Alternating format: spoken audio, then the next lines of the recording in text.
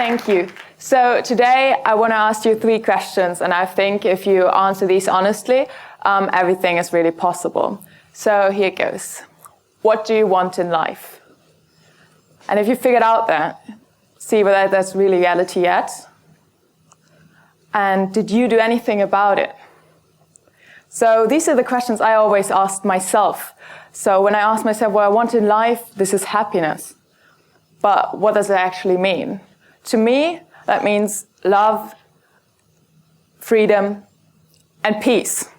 That sounds really cheesy, but what do these words actually mean? To me, love means unity and belonging. Freedom means having human rights. And peace means friendship. So I asked myself, is that reality yet? And I say, yes, it is. But where, you might ask? Europe. It is reality in Europe, because in Europe, we have a history together. We're united in our history and in our culture, even though it's really diverse. Because at the same time, we all respect human rights, and we have the freedom to travel and work and study wherever we want. Also, we have the incredible position to have lived in a region which is in peace for almost 70 years now. And this is basically unique in this world. So for me, that is really important because I'm strongly European. I was born and grew up in Germany. I'm studying in the UK and in France. And I'm basically one of the typical Erasmus generation people who feel having a European identity, and for who a united Europe is really important. But is Europe really united? Well, when I came to the UK, I had this conversation with my British housemate, and he went on to talk about Europe and how Europe is controlling us and how Europe is doing this and that. And I was like, what are you talking about? Do you mean European institutions? And he was like, no, I mean Europe. And I said, I don't understand. The UK is part of Europe. And he was like, well, but I mean the continent. And I was like, okay, that's strange. This is like, for the first time in my life that I realized that people actually living in Europe geographically don't perceive themselves as Europeans.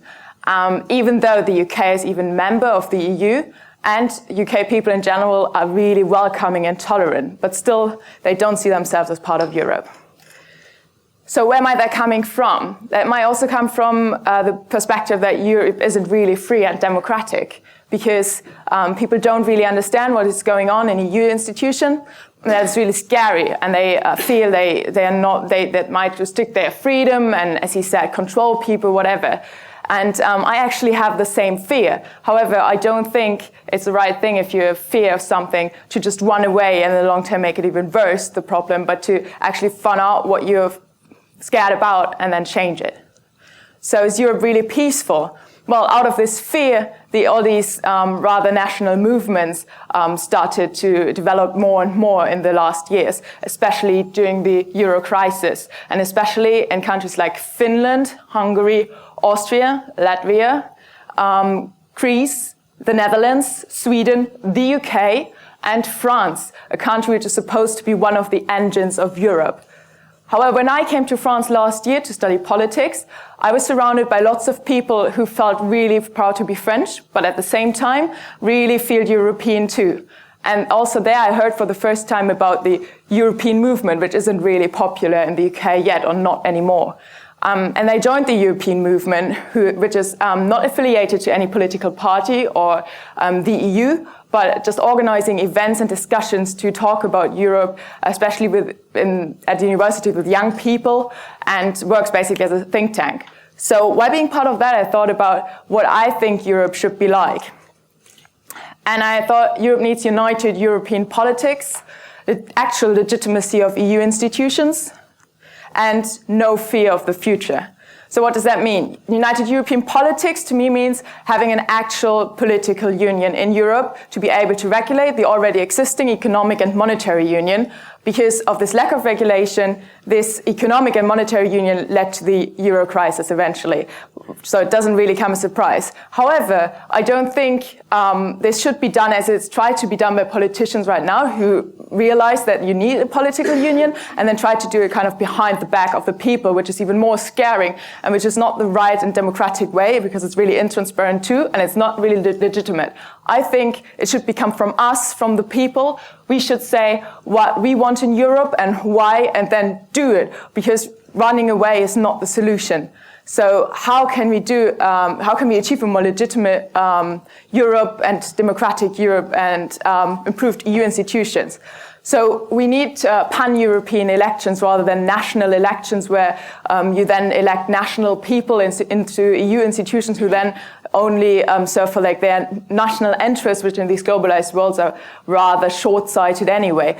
We need people who really have obviously their national interest in mind, but the interest of everyone and of Europe as a whole. And to be able to do that, we also need pan-European media which report about what is going on in Europe, in every country, about every country, from every country, and every language. So we're like all on the same page and actually communicate. And this leads me to the last point. If you communicate, you're not scared. You know what's going on, and that's what we need. And especially the young people in Europe should get involved in that, because Europe is their future and also their background. So you should get involved with communicating. And in order to do that, I started to develop a European online network, which is not online yet, but this is the idea. Especially when I'm elected, I can also, if I'm elected, I can also work on that. So the idea of the European network is to actually provide a pan-European virtual sphere to connect with other people, especially young people, because especially young people are online, to talk about European issues and discuss, and even just about social and cultural stuff too.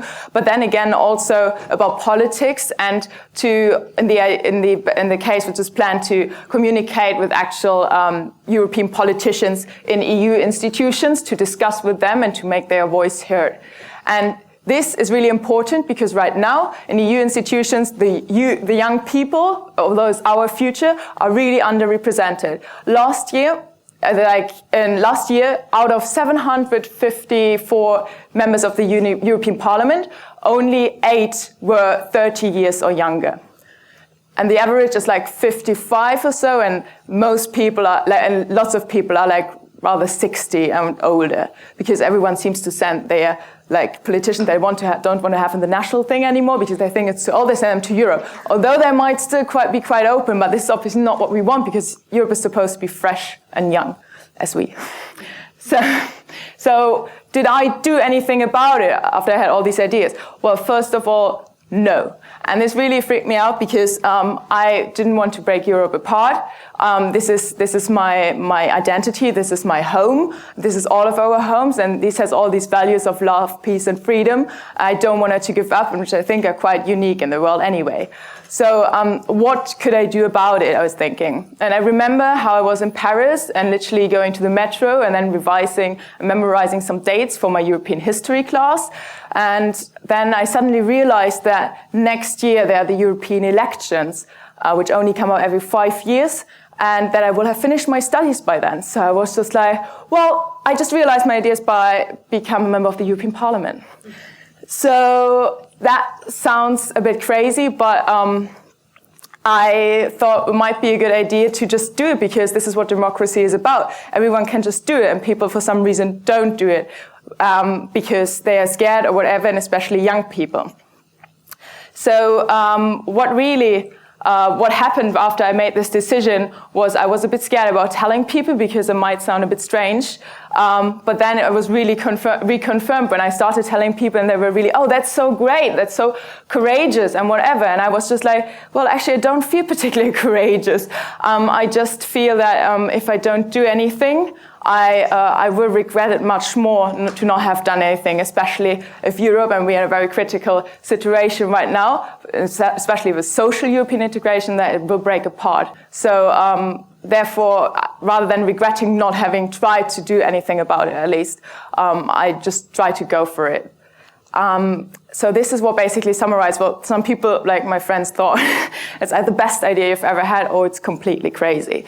Well, I'd like to think I'm not crazy.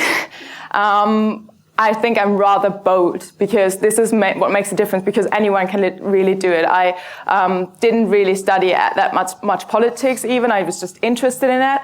And I just want to do something about it. And everyone who wants to do something about it can do something about it. And it's just about basically doing it and having perhaps the boldness to do it. So I just started writing members of the European Parliament, in particular one who also is the president of the European Movement International, which was also originally founded, amongst others, by Winston Churchill, surprisingly enough, that I have this idea and this European network, and I want to run for MEP and whatever, and what he thinks of it, whether we could meet up. And he happened to be in Paris for a talk, and then he was like, okay, sure, let's meet up.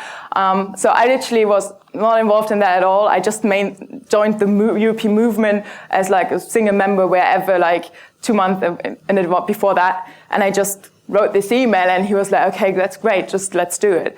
And this is the kind of reaction I got, and this is the kind of reaction anyone would get who would just say, let's do it. So just do it.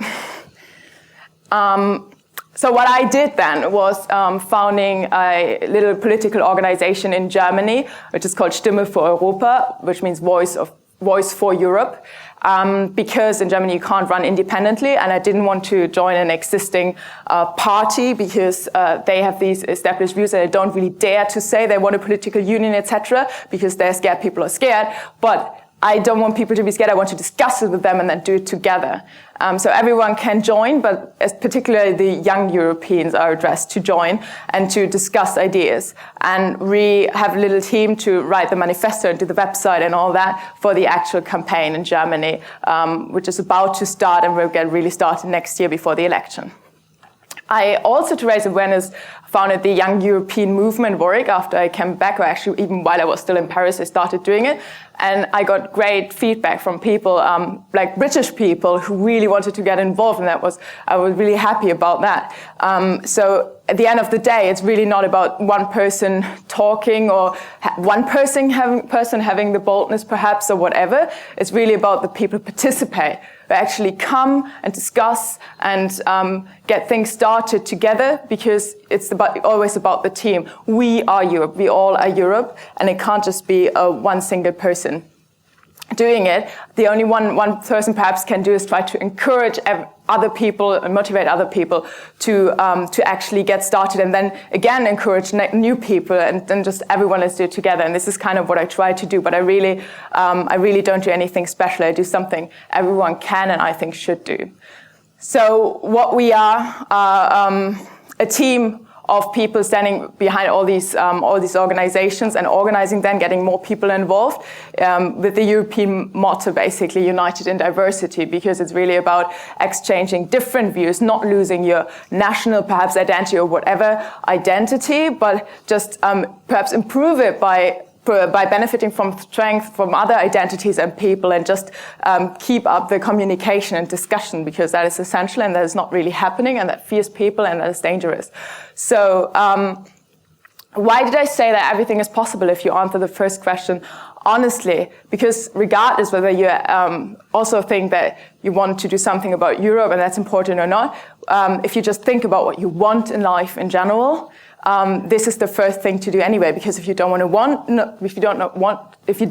you want, you can't actually do it. So if you then find out that what you want is in reality yet, you can just make it possible by just going for it, because if you actually want it, there will always be a way to do it. And this is my own experience, and this is also the experience from this campaign, because I just wanted it, and so I just contacted people, and then we were just, okay, let's do it. So did you do anything about it? How, you might ask? Well, if you figured out what you want, just find a team or build a team to actually do it. Because as I said earlier, you can't really do it on your own anyway, or it doesn't make that much sense. Just go for it. Go for it, or it won't happen, because other people won't do it. It's your responsibility to do something, and if you don't do, then you can't really complain either. So did you do anything about it?